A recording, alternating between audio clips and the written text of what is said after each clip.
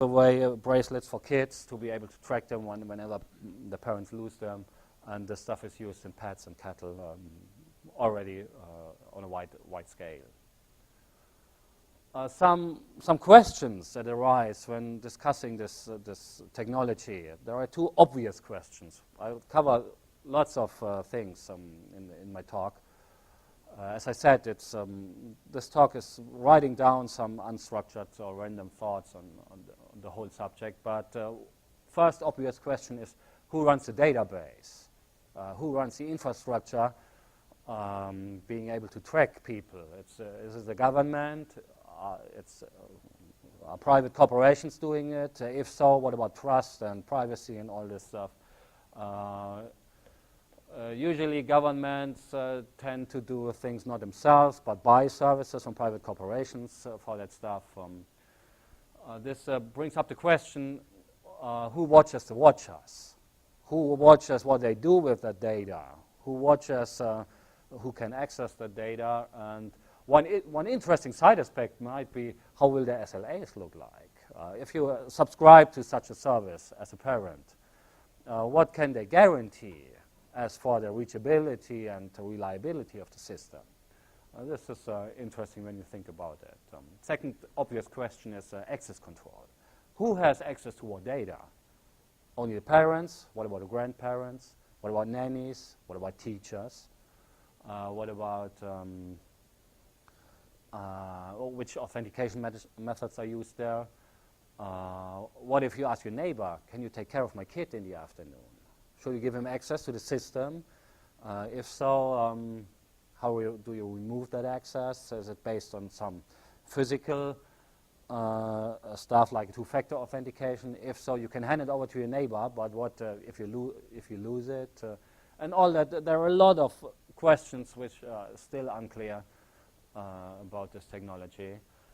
What about medical records in the case of unconsciousness? You have an accident, you have medical records in your implant. Who do you allow to access the data? Obviously, it should be the doctor taking care of you, but how do you authorize him? And how can you guarantee it's not somebody else? This is still unclear. Who audits the access? Again, contractual requirements. What about SLAs? How and when and with what guarantees to access those data? These are two very obvious questions. Others will arise throughout the talk. Taking a hacker's approach, look at this technology and try to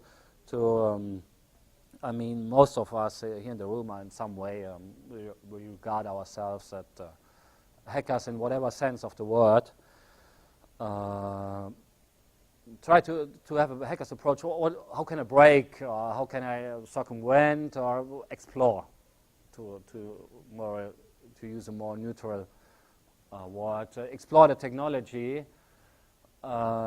Just applying common attack methods. Different come into mind easily. What about spoofing? When a person appears to be in a place, but in fact is not.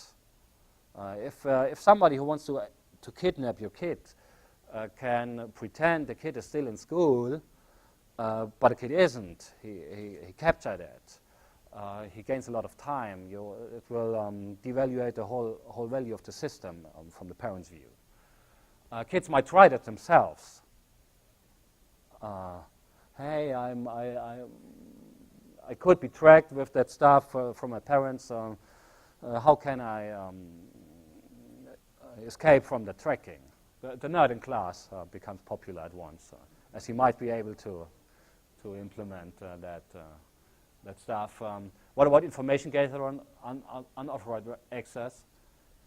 Somebody breaking into the system could do that with the intent to find out where is some person currently, or could do it, think of a pedophile.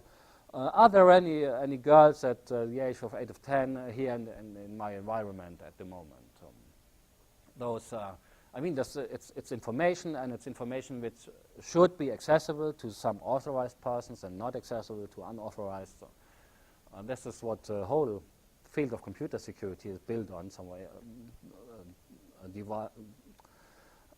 be able to have a distinction between unauthorized and authorized access. Once this distinction gets broken, lots of problems may arise. What about cloning? Those of you who were at ShmooCon might remember Major Malfunction's talk. There was a guy, the Major Malfunction gives great presentations. He presented on RFID and cloning. And during the talk, it turned out the night before, he met a guy who was at ShmooCon who uses an implant to get access to his laptop. And he asked that guy, could you please come to the presenter's desk? And he, on the fly, live demo, he cloned that stuff and was able to get access to that guy's laptop. Nice demo. Great talk.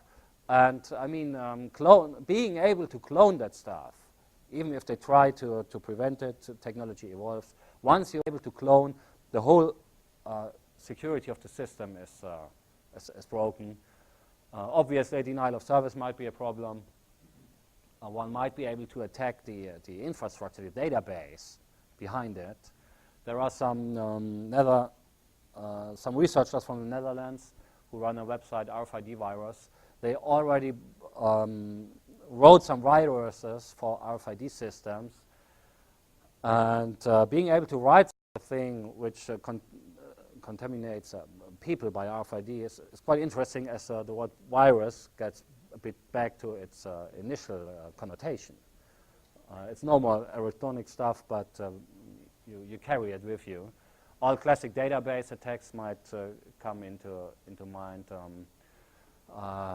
Thinking about that a bit further, taking a terrorist approach, one might be able, once you are able to track a person, you might be able to attack that person in a targeted way. Just attack all persons which have some citizenship, or if that one is not stored, one could still be able to correlate it from the window of the chip or something. Being in Cleveland, maybe you know that tires are getting tagged since many years. There is, I think there's some agreement in the tire industry to be able to track them for inventory reasons and whatever. Once you find out there must be some database, or it shouldn't be too far-fetched to imagine a database where every car is, there's an inventory of the cars with the tires for maintenance reasons and stuff. Once you get access to the database, one could place a landmine which goes up when some tech comes along. I mean, I'm from Germany, and in Germany, we at the moment we have a big debate on the terrorist attacks from the 70s, as those guys are being released from prison at the moment. And there have been such attacks. When General Attorney of Germany came along, they brought up a bomb in a paper bin, and they had to know what, you have to target somebody, which might be much easier with this technology. Second approach, what I did when I tried to get a feeling why this is a bad thing, I took the risk analysis approach. I'm a guy from IT security, and usually I very often use an approach when I have to prioritize or evaluate technologies. What do I gain? What do I lose security-wise? And use stuff I call risk analysis, which is a formal approach. One can take formulas and Excel sheets and stuff to be able to get a feeling if is this good for security or is this bad for security. Everybody of us permanently does some risk analysis on an informal way in daily life. I assume most of you are, maybe aside from some hangover from yesterday, feeling pretty good in this room right now. This might be different if this room was in Baghdad or in Kabul or somewhere. Imagine another place. Still, you feel safe. You feel safe as you're in Cleveland. You feel safe as this is a hotel which has a roof. Maybe we are not currently, Cleveland is not currently under terrorist attack. There are no planes crashing into Cleveland. All this we take into some account when we judge our daily situation. The same goes for crossing a street. There's a car approaching 50 meters away. Some people cross the street, some others don't. That's risk analysis. And whenever trying to understand the technology, risk analysis is a good approach to understand the benefits or costs of a technology. For example, this is what Bruce Schneier does. Bruce Schneier has some pretty good discussions on sky marshals. He tried to put into account, okay, we have a risk, terrorist attack on a plane, which we might mitigate with sky marshals. That risk is 1 plane out of 1 million. Probability 1 of 1 million, mitigated risk, loss of injuries and deaths or mitigation of that. And on the other side, there are people guns carrying at planes, so they have to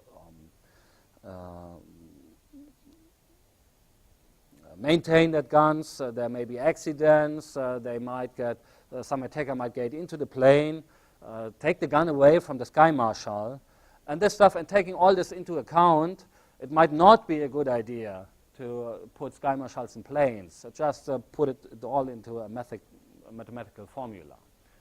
And this is a good approach when one leaves aside the emotional stuff. Staring at some technology, it's always a good idea to ask yourself, what are the requirements, the benefits, the side effects? Are there new threats arising from some technology?